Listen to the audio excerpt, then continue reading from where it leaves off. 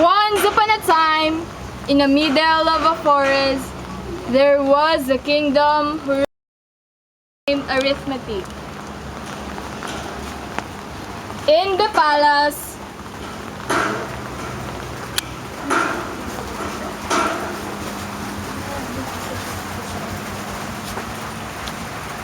Your Highness, you are getting old, and Princess Linya will celebrate her 25th birthday 7 days to go. What do you mean of that? Princess Linya is on the right age to rule the kingdom. I think you must send her to Trigolandia. the king think for a while. Yeah, you are right. She must undergo to the last challenge and that is to encounter the math problems in Trigolandia. Call the princess with you. Yes, my king, I will. The Mathon called the princess who is busy reading. Princess Linya, the king is asking if you have time to talk with him. Okay, I will follow. I just keep my things.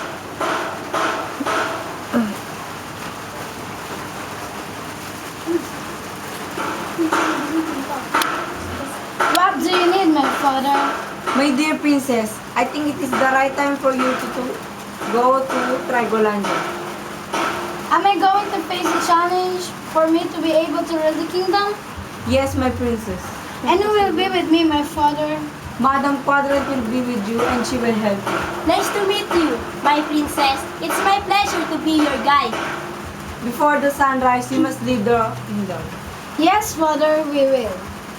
All of them take a rest and prepare the things that will be needed by the princess, except Princess Absisa, who is hiding and quietly listening to the conversation that was happening. She will never ever rule this kingdom. I must be that one. I will never let that happen. Princess Absisa also take her rest.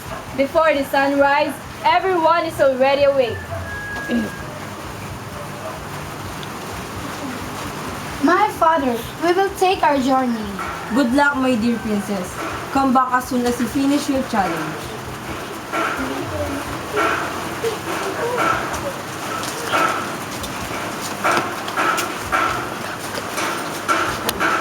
Are we near to Trigolandia, madam? Yes, my princess. And then finally, they reached the Trigolandia. Wow! This is so beautiful! Is this a problem I am going to face? I think so.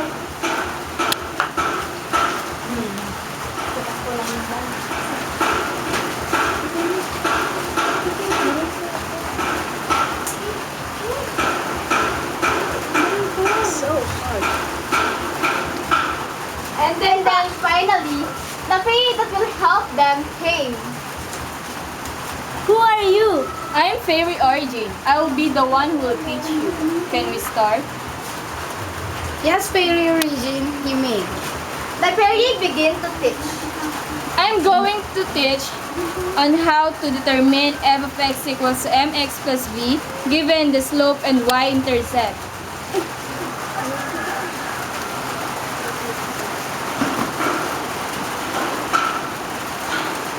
A linear function whose slope and y-intercept are given can be determined by directly substituting the value of the slope to m and the y-intercept to b in f of x is equals mx plus b. I will give you an example.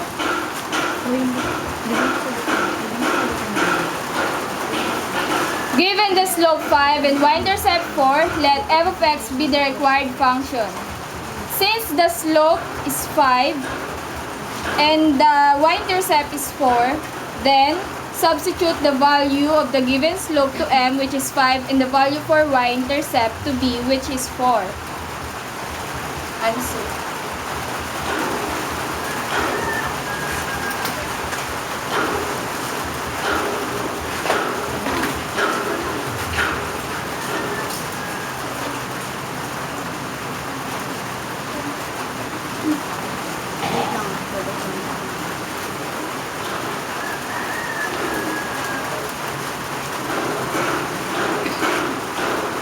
Am I right, Fairy Origin?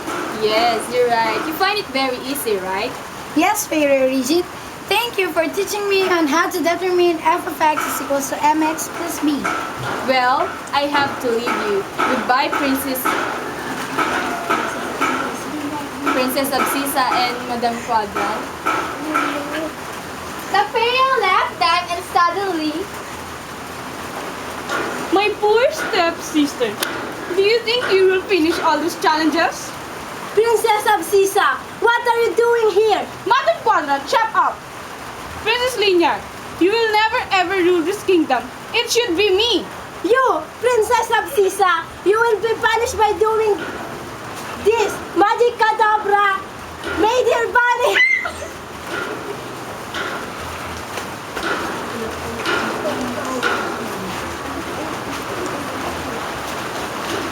after Princess Absisa vanished, Princess Linear and Madame Quadrant continued their journey until they found the second challenge. Where's the fairy? I don't know. Are you looking for me? I am Fairy Vertex, and I am the second fairy that will teach you. Can we start? Are you ready? Yes, teacher. I am here to teach you about determining f of x is equals to mx plus b given x and y intercepts. I will give you just one example. A is equals to 3 and b is equals to 4. In order to have the slope, you need to construct this equation. y sub 2 minus y sub 1 over x sub 2 minus x sub 1. You need to substitute the value. 4 minus 0 over 0 over minus 3 is equals to 4 over negative 3 or negative 4 over 3. And you need to substitute the value in the form f of x is equals to negative 4 over 3 x plus 4.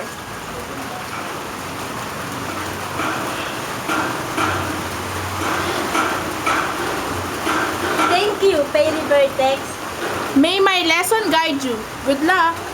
They continued their journey. While walking, the princess felt hungry. Madam Quadrant, I feel so very hungry. Me too. Let's stop here and eat. After eating, they continued their journey.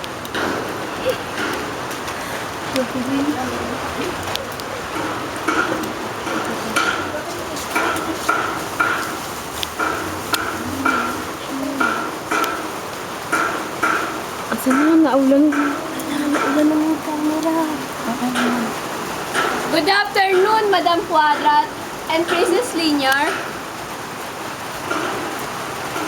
Are you the fairy who will teach me?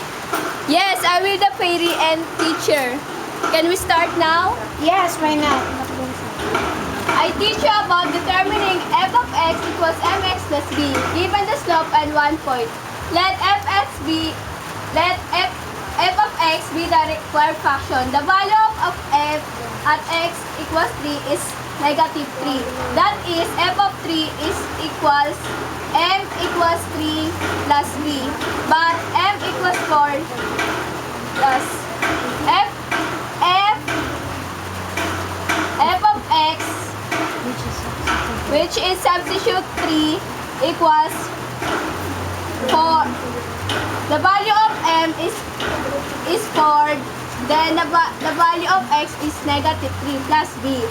Negative 3 equals 4 times 3 equals 12 plus b.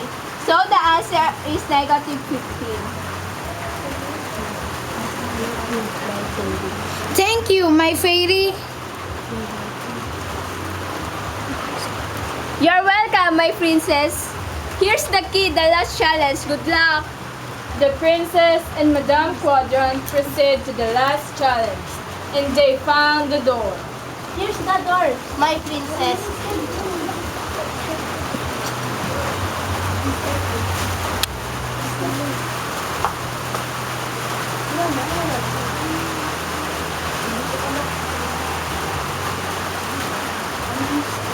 As they opened the door,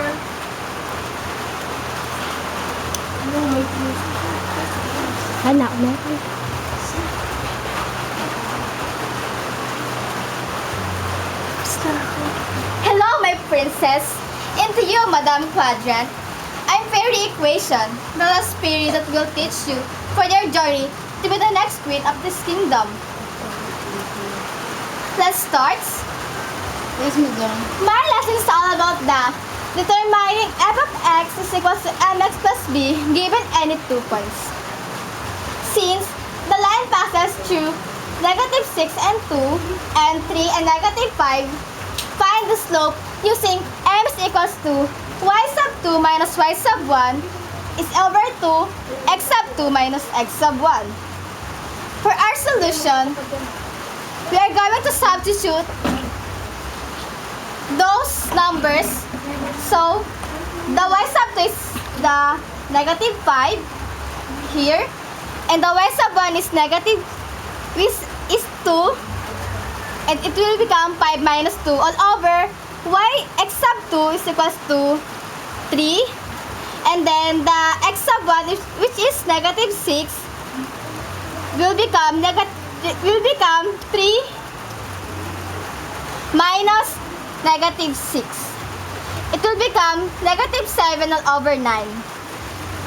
And after we get the answer, we are going to substitute it to the form of f of x is equals to mx plus b, where the f of x is equals to 2 that we get on the y sub 1, which is equals to negative 7 over 9, which is the slope, and then multiply by the negative 6, which is the x sub 1 plus b. F of 2 is equals to 42 over 9 plus b, which is become 2 is equals to 42 over 9 plus b, which become 2 negative 42 over 9 plus 2 is equals to b, which become the base equals to negative 39 over 9.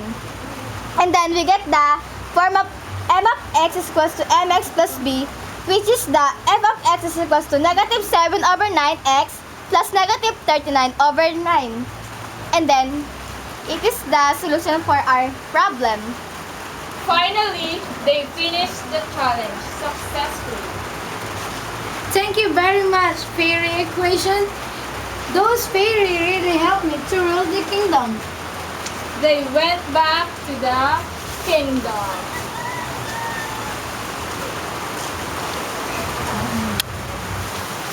Good afternoon, my king. Good afternoon, also. My king, I have a good news for you. What it is? My king, I have finished all the challenges that have been given by me by the fairy.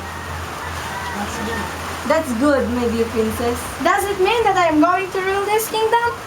At the right time, my dear princess. Okay, my dear king. And that's how the end of the story. Hi! Wala!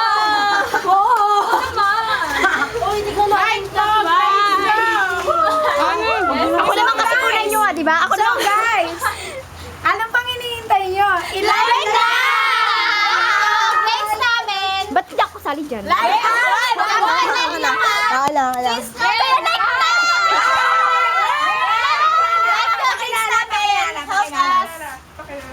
Hi everyone, I am Jessa Cedilla Pasco, former tabat, and I am Princess Linear. And here's our king. Hi, I'm Juntan Chavez. I'm for Matapat, and I'm the king. Are you king? Hi, I'm Fairy Equation. I'm Jeneline Di Manilio.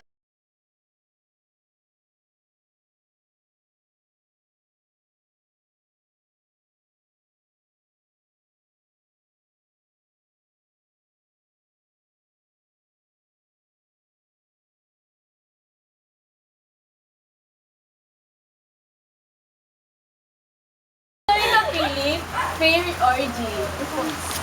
I'm Mary Andorano, Fairy Vertex. I'm Nessa Lagronio, the Batog ng Kingdom. Tama na yun. Hindi ko ako nakatay. Pera, the cunning woman of the Kingdom. kingdom.